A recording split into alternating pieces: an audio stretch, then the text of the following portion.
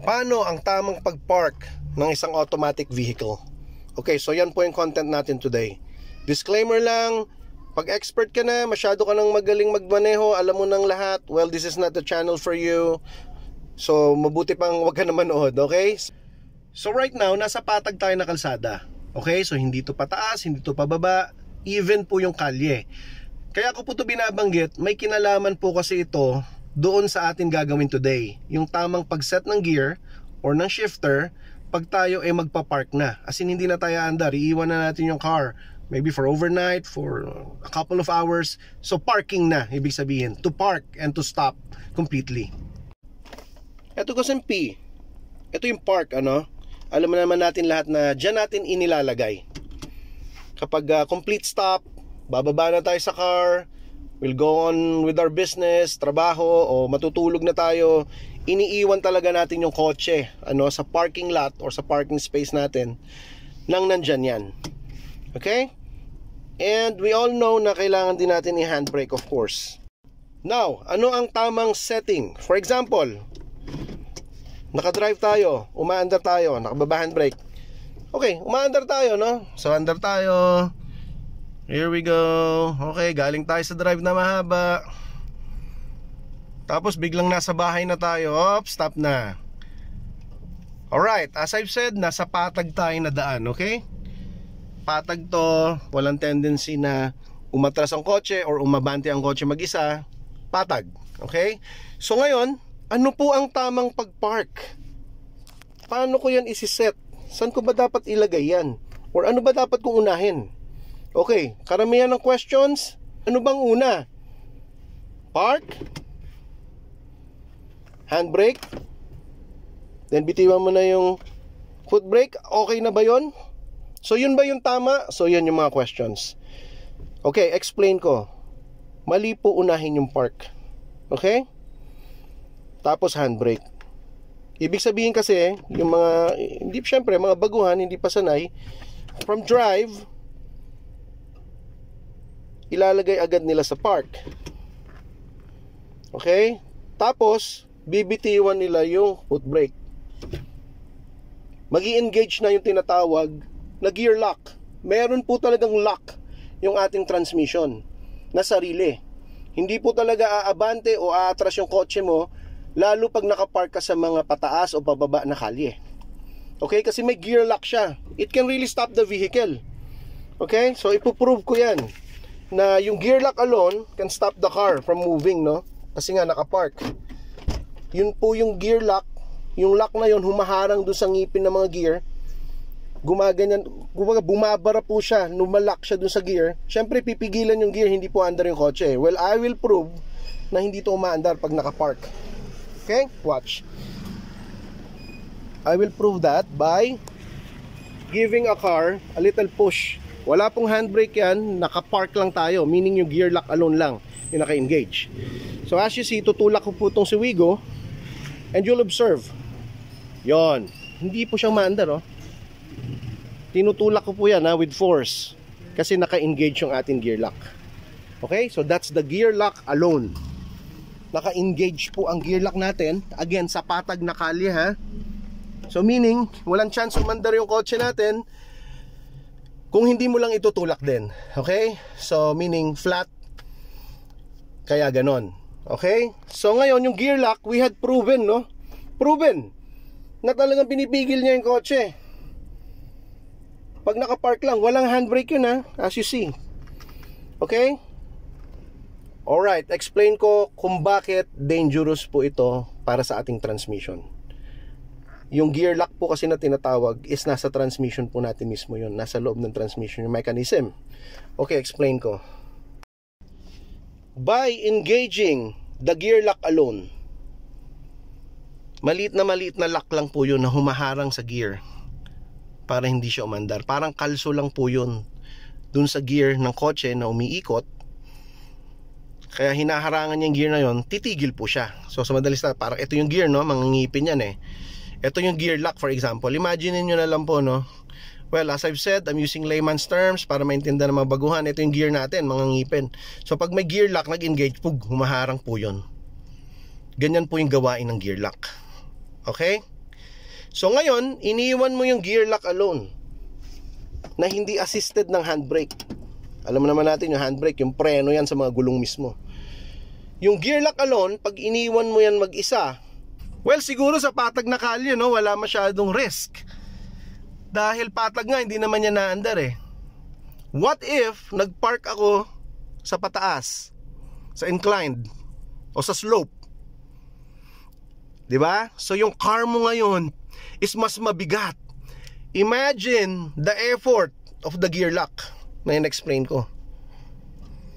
Lahat ng weight ng kotse mo, paabante man o paatras yung park mo, sa slope, sa paakyat o sa pababang kalye kung tawagin natin, lahat ng force o bigat ng kotse mo dun na pupunta sa gear lock. And yung gear lock natin, maliit na pin lang po yan na humarang sa gear. Dun po nagkakaroon ng risk ng breakage ng gear lock. So pag nabasag po yung gear lock mo, naputol, kailangan po ibaba yung transmission mo para palitan yon. At napakalaking trabaho pag transmission pinag-usapan. Okay? So, ang point is, we never ever park giving all the force na lahat ng puwersa iaasa mo sa gear lock. Okay, right now, lumipat ako doon sa kalyeng pababa. Slope po ito, no? Kasi dito ko i-explain further kung paano yung pag-park or pag-set ng shifter pag magpa-park na tayo, yung tama. Okay, so in-explain ko yung gear lock. So right now, nasa slope na tayo. Ito, mas dangerous na to sa ating transmission gear lock. Pagka pinark mo yan, tapos yung gear lock mo yung nagtitake ng lahat ng force, ano, o lahat ng weight ng kotse mo, dahil talagang pwede na siya mabasag dahil slope na nga ito, pababa ang kalye o pataas, either paatras o paabante, basta meron pong force na ang kotse pwedeng gumulong mag-isa. Okay? So ito po yung tama na pag-set ng gear. So imagine again, kunyari umaandar tayo, papark na tayo, umaandar tayo, okay, stop na, papark na po tayo, bababa na ako sa kotse, tapos hindi na ako magdadrive for today. So ano yung tama? From drive, ano ang gagawin para safe ang ating transmission from damages? Ito po yung tama. Okay? Ilalagay ko muna yan sa neutral. At all times, naka-foot brake po tayo. Hindi po tayo bibitaw sa foot brake, ano, kahit anong mangyari, hanggat hindi tapos ang lahat. From drive, again, from drive, andar tayo, papark na tayo, lalagay ko muna sa neutral. And I will pull my handbrake to the point na yung alam kong kaya niyang i-take yung slope. Again ha, pababa po ito, pababa. Okay? So hindi po tayo pwedeng magbaka sakaling iiwan natin yung car ng hindi safe. So handbrake. Naka-neutral pa po ako ha. Bakit ako naka-neutral pa? Kasi I will check kung yung handbrake ko alone kaya i-take etong slope na to, kaya niyang ipigil o pigilan ng kotse o tong wigo natin gumulong. Handbrake alone, naka foot brake pa ako, bibitiwan ko ngayon yung foot brake. Gumulong ba ang kotse ko? Umandar ba siya? Umaandar ba siya? Gumugulong ba siya? Answer is hindi. Well, to confirm, aalugin ko yung kotse ko. Okay? Aalugin ko siya. Inaalug ko siya right now. Kasi I'm checking kung kaya ba ng handbrake tong slope.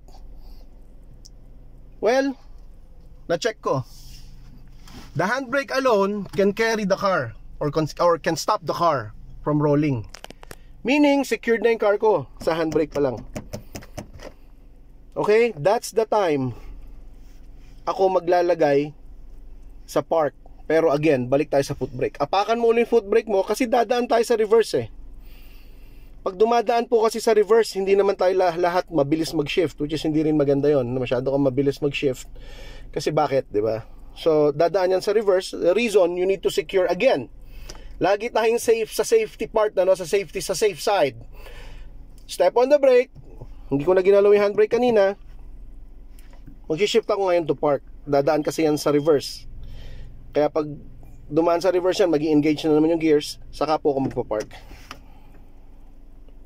Okay? So kahit bitiwan ko na yung foot brake ngayon dahil nakapark na ako bakit ako ganun ka-confident na bitiwan? At alam ko nang hindi na to gugulong kahit pabulusok pa to. Kasi I already tested the handbrake alone can stop the car. Ngayon, nag-park pa ako, lalo nang siguradong hindi na yan gugulong. And take note, okay, take note, dahil tinesting natin na yung handbrake alone kaya yung car buhatin o pigilin sa slope na to, sa pababang ito, ibig sabihin, hindi sinasalo ng gear lock yung weight ng car. It's actually the handbrake who's doing the job, which is yun po yung tama. Ang ating gear lock is back up lang. Pag inuna kasi natin ang gear lock, for example, ito ulit, no? Under tayo, tapos slope, so papark na tayo. Inuna mo ngayon yung gear lock, okay, yung park. Alright? Tapos hinandbrake mo. Hindi mo ngayon mako-confirm kung yung handbrake ba yung pumipigil sa kotse para gumulong o yung gear lock. Okay? So ngayon, yung puwersa ngayon, hindi mo ngayon alam kung saan nakapunta or kung saan naka-assign. Alright? So yun yung reason, kailangan ilagay natin lahat sa handbrake para secondary lang ang park. In other words, back up lang yan, ang gear lock, ang park, para to make sure na hindi po pupunta kung saan ang kotse. And dinesign po talaga ang gear lock. Okay? Yan po yung tinatawag na parang off mode ng ating transmission. Hindi po talaga to stop the car. Okay? It's just a safety backup for the braking system, for the car to stay put, para hindi po yan gumulong. And to make sure, dahil automatic nga, dangerous lagay mo lang yan sa kung saan driving gear, under na yan. And to make sure na hindi talaga naka-engage ang ating transmission. But it's never designed to stop. Okay? To stop the car. Ibig sabihin lang po niyan, park. Andyan ang transmission to park. Hindi po sinabi ng indicator na to stop. Di ba po? May pagkakaiba yung park and to stop. To stop the car, we need the brakes. Okay? Foot brake or hand brake. We need those. But to park, kaya po yan P. Well, I hope this helps, ano. Kung medyo mahirap intindihin, ulit-ulitin nyo lang po yung video. I'm sure makukuha nyo din. Paalala lang, pag ginagawa nyo itong mga test na to, make sure na sa presence of mind po tayo. Always pong apakan ng foot brake, ano. Kung magte-test man tayo ng gear shifting and all, huwag pong kalilimutan na automatic po yung sasakyan natin. Pwede yan gumulong ng biglaan nang hindi tayo ready kung hindi tayo nakaapak sa foot brake. So safety first. Ayoko po maging reason ng any accidents. So ito po yung disclaimer ko. Mag-ingat po kayo, presence of mind. Kung baguhan kayong driver, I suggest na you do it with an expert, okay? Na may kasama kayong mas nakakaalam. Okay? So maraming salamat po.